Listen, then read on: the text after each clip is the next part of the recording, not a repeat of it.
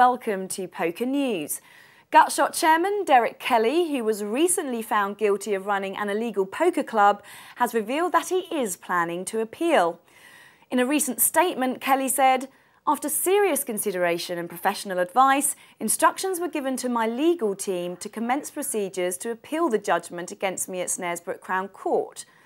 Will Mr. Kelly win through this time, or is he throwing good money after bad? Only time will tell."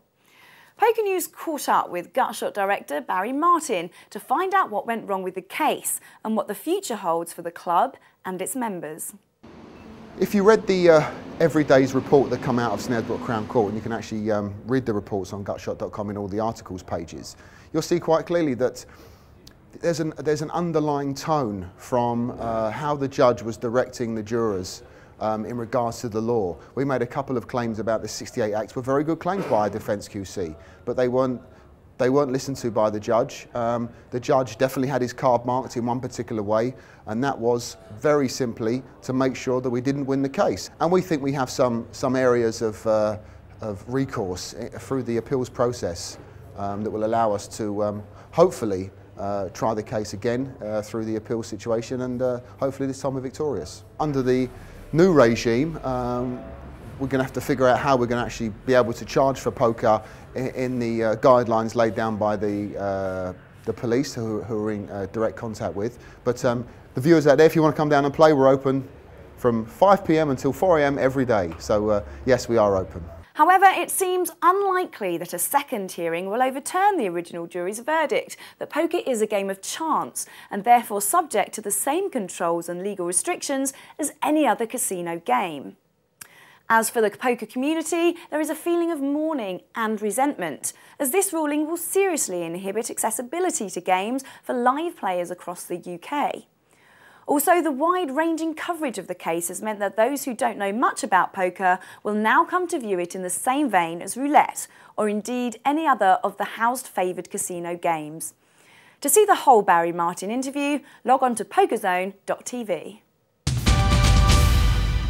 The Aussie Millions main event reached its conclusion recently with the Great Dane Gus Hansen taking the honours. A total of 747 people entered the main event, creating a record prize pool of $7,470,000.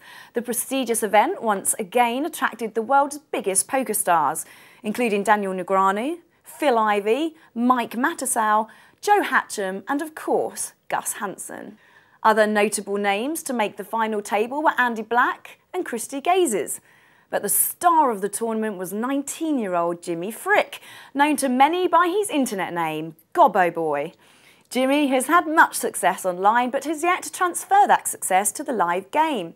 In fact, Jimmy showed he was no pushover, finishing in second place for a cool $1 million. After playing for nearly 6 full days, it would seem that the experience of Gus Hansen was the formula that gained him the title.